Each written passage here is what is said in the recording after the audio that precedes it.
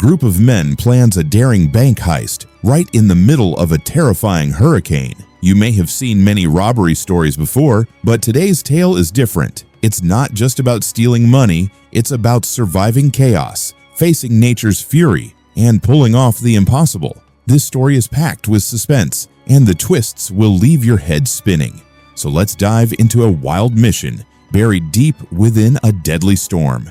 Our story begins in the year 1992. A massive hurricane is closing in on a coastal town in America. Thomas, along with his two sons, John and Nathan, is trying to escape before the storm hits. But John is angry at Nathan because they're late. Nathan went outside to fly a kite, and now they're stuck in traffic. Thomas tries to calm them down, but suddenly a tree crashes onto the road. He quickly pulls the car to the side. When Thomas tries to restart the engine, he realizes the car is stuck. The wind is getting stronger, and there's no time to waste. Thomas grabs his kids and runs into a nearby house. He shouts to see if anyone's home, but the place is empty. Everyone had already fled after hearing the storm warning. He leaves the kids inside and rushes back to the car, desperate to get it moving again. He knows if they don't get out in time, they could all die. From the window, the boys watch their father trying everything he can, but the hurricane hits full force. The house begins to shake. Furniture goes flying. The boys are terrified. Thomas sees the walls breaking apart, and he runs back toward the house to save them. But suddenly, a huge water tank crashes into him. The boys watch in horror as their father is killed right in front of them. The storm rips through the house, destroying everything, but somehow, John and Nathan survive.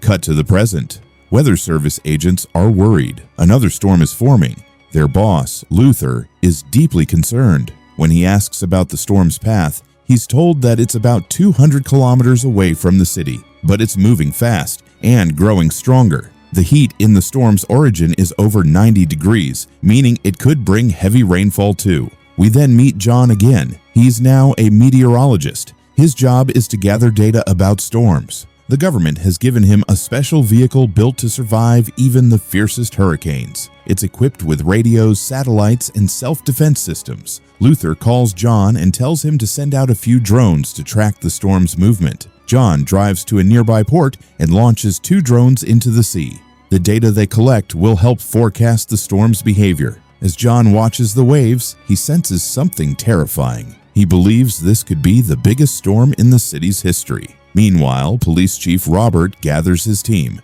He reminds them that 25 years ago, a storm like this almost wiped out the town. This time, they must act fast. Officers are ordered to help evacuate citizens and block all roads to prevent crime during the chaos. The streets are jammed with cars trying to flee, and in that traffic, 3 armored vans from the federal bank are stuck. Inside are Tina and Ken. Ken is head of bank security, and Tina is the only one who can access the vault. She's been sent all the way from Washington. She takes control of the wheel, not wanting to waste another second. The hurricane is coming, and she must reach the bank in time. Tina drives off the main road, determined to get there before it's too late. On the other side of town, Lisa and Pico are working on network towers directed by Pico's brother Harry. Why they're fixing these towers during a storm, we'll soon find out. Back at the weather station, Luther tells John that according to Brunel's data, the storm isn't too dangerous. But John doesn't agree. He believes it's far worse than they think. He begs Luther to alert national security, but Luther doesn't listen. He tells John to go home. Tina finally arrives at the bank. The guards check the van and let her in. This federal bank branch handles hundreds of millions of dollars in old currency every day, which is usually destroyed using a crushing machine. A special army unit is assigned to protect the vault 24/7. Tina sees piles of cash outside the vault and asks why they haven't been destroyed yet. A staff member tells her the crushing machine broke right after she left, so they had to bring the cash back into the vault. Tina uses her fingerprint and a special tablet to enter a password and open the vault. They place yesterday's and today's money inside. Now, the vault holds nearly $600 million. Outside the vault, we meet the bank manager, Ben. He's worried about the broken machine. He's called Nelson and Mary, 2 IT experts, to fix it. When asked how long it will take, Nelson says they first need to check the machine's program, but hopefully, it'll be ready before lunch. Ben feels a bit relieved. Tina informs the bank's high command about the situation. They instruct her to keep a close watch on the money until the machine is fixed. so before leaving the vault, she changes the password. She then heads to her office. Just then, the power in the city goes out. The storm has arrived. Ben rushes to turn on the generator, but it's dead. Tina wants to call a mechanic, but there's no phone network. Ben looks at her and says, "Go. Bring the mechanic right now." Tina agrees. Before stepping out, she carefully hides her tablet inside a trash cart, because without that tablet, the vault can't be opened. Meanwhile, John returns to the workshop where we meet his brother Nathan. Nathan used to be in the army. He quit a year ago and now works as a mechanic. John tells him, "A massive storm is coming. We need to leave town, now." But Nathan refuses. He says he's not going anywhere. Back at the bank, a suspicious vehicle arrives. Inside are Harry and Pico. Harry tells the guard they're here to fix the machine, but the guard doesn't let them in. Suddenly, the bank's gate opens. The men step out and begin shooting tranquilizer bullets. One guard manages to hit the alarm before going down. The moment Ben hears the alarm, he closes all gates and tells Nelson, "You keep working. The glass is bulletproof. You'll be safe." Lisa, Pico, and Harry knock out all the guards and blast open the bank's gate. The robbers storm in, and the mastermind behind this heist, it's none other than Ken, the head of the bank's security. They chose the hurricane because during a storm, most people flee the city. Ken brings the team into Ben's office. Ben warns them, "This door is bulletproof. You're wasting your time." But before he can finish, the door opens. Turns out, Nelson and Mary hacked the entire bank system a week ago. They were working for Ken all along. Ken tells Ben, "We've taken a huge risk in this storm. That money doesn't belong to you. Help us if you want to survive." He then tells Nelson and Mary to start cracking the vault. Meanwhile, Harry and Pico lock all the guards inside a high-security room, surrounded by electric walls. Escape is impossible. Tina arrives at Nathan's workshop. The two brothers were working on a signboard. She quickly tells Nathan about the bank's broken generator. Nathan agrees to help. Without wasting time, they drive back toward the bank. Back at the vault, Nelson and Mary try to unlock it using their device, but the password doesn't work. Ken is furious. He had told them to hack it a week ago. Nelson explains, "The password was changed again today. That's why our device failed. We'll start over, but it'll take 2 more hours." Ken realizes this must be Tina's doing. She's the one who handles the vault. He asks Ben where Tina is. Ben replies, "She went to bring the mechanic. She'll be back soon." Tina and Nathan finally reach the bank, but they don't see any guards. Suspicious, Tina gets out of the car. A quick look around and she realizes this is a robbery. Suddenly, 2 armed men confront her and demand she drop her weapon, but Nathan pulls her back into the car just in time and they speed away. Mary spots them escaping and activates the road's security. Because of the storm, Nathan can't see clearly. The car crashes into a roadside ditch. The robbers catch up and grab Nathan. Tina escapes, but she's followed. A gunfight breaks out. John is driving nearby. He sees Tina and quickly pulls over. He helps her into the car and asks, "What's going on? Where's Nathan?" Tina tells him, "The bank is being robbed. Nathan is trapped inside. We need to get to the police. Fast."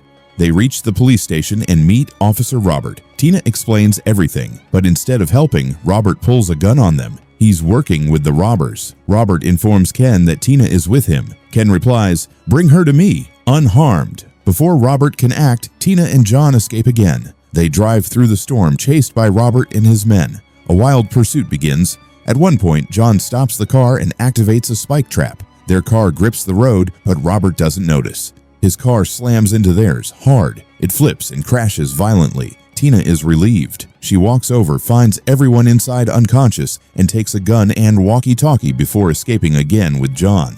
Tina says, "There's no network in the city, so how are the hackers still working?" John checks his system and discovers that one tower is still active. They decide they must destroy it. Meanwhile, Robert regains consciousness and tells Ken what happened. Ken sends a truck to pick them up. Together, they start tracking Tina again. After a long drive, John and Tina reach the tower. John says, "I'll climb the tower and tie a rope. You pull it down with the car." He climbs through the raging wind. It's nearly impossible, but he manages to tie the rope. Just then, Ken and his men show up and start shooting. Tina fires back, taking down several robbers, but Ken escapes. John gets down safely. Nelson and Mary are just seconds away from cracking the vault. Tina jumps in the car, pulls the rope, and the tower collapses. The network goes offline. Without the signal, Nelson's hacking fails. With the job done, John and Tina run away again. Once they're gone, Robert tells Cade, "Let's head back to the bank, or we'll die in this storm." Meanwhile, Nathan manages to fix the generator and rushes to the guards to explain everything and starts cutting the door open. But Nelson sees what he's doing and quickly activates the security system, electrocuting Nathan and knocking him unconscious. Cade, exhausted, returns to the bank where Harry demands to know where Tina is. Cade says they lost her in the storm and that Lisa and his brother were killed in the shootout. Just then, Robert arrives with the rest of the cops. But now, Robert shows his true colors. Cade is confused until Robert admits he was never here to stop the robbery. He was waiting for the hurricane to pull off his own plan. Furious, Cade shoots Robert dead and turns to the other cops, offering them $20 million to join him.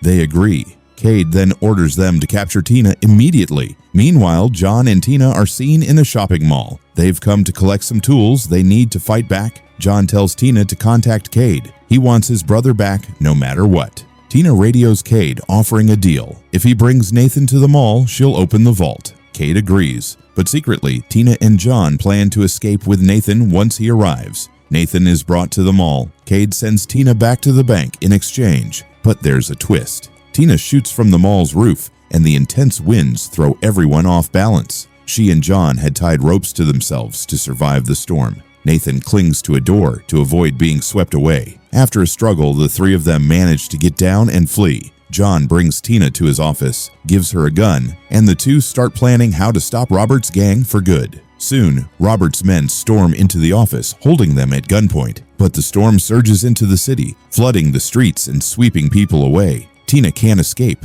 Cade captures her. Meanwhile, Nathan is searching for them on a surfboard. He finds John and pulls him onto the board. Tina is taken to the vault. Cade demands she open it, threatening to kill Ben if she refuses. Left with no choice, Tina uses the hidden tablet to unlock the vault. Everyone enters. Cade then kills Ben for hiding the tablet from him. He orders the others to load the $600 million into trucks. They're heading for Mexico. John and Nathan return to their workshop, determined to stop the heist. Nathan grabs several guns from a locker, and the brothers climb to the roof to scout the vans. They spot Tina being taken in one of them. Without wasting time, they jump into a car and give chase. The storm is right behind them. One van holds Nelson and Mary, another has Harry and Tina, and the last one carries Cade. Nathan and John target the rear armored van. Nathan drives up close while John jumps onto the van. Nathan follows. After a hard struggle, he pulls Nathan inside. They move forward, trying to reach the other vans. Nelson sees John and starts shooting, but Nathan shoots back, hitting Nelson. With Nelson down, they take control of the van. Nathan takes the driver's seat. John, with Nathan's help, jumps into the next van, where Harry and Tina are arguing over the death of Harry's brother, Pico. A fight breaks out. The driver tries to shoot them, but Tina grabs Harry's gun and shoots the driver, causing the van to swerve. John takes the wheel and barely controls the van. It jumps as it hits the road again, and in the chaos, Tina shoots and kills Harry. Now they've taken control of two vans. Nathan tries to stop Cade, knowing that's their only chance to end this. But Cade sees him coming and starts shooting. Tina, seeing Nathan hurt, fires at Cade. One bullet hits his hand. As the storm closes in, John and Nathan devise a master plan. They use the two vans to block Cade's van from both sides. Cade tries to speed up, but they won't let him pass. Trapped, his van is swallowed by the hurricane winds. The rear doors blow open and cash starts flying out. Then the entire container rips off and crashes down on Cade, killing him in a massive explosion. Nathan's van engine starts failing, and the storm is catching up fast. Tina pulls Nathan into their car, and they try to save Nelson and Mary, but their van gets swept away by the wind. John speeds up, escaping the hurricane just in time. Everyone is relieved. They've stopped Cade and survived the mission they risked their lives for. As the storm fades, their car drives toward Mexico. Tina says they have nearly $200 million with them. If we can just make it to Mexico, she says, our lives will be set. Nathan smiles and agrees, proud they saved the money. But John warns, this is government money. We can't just steal it. Tina laughs. Relax. I was joking. Look how serious Nathan got. They all start laughing, teasing Nathan as the movie ends with hope, laughter, and the open road ahead. Friends, how did you like this story? Please make sure to comment and let me know. We'll meet again with a new story, a new video. Thank you.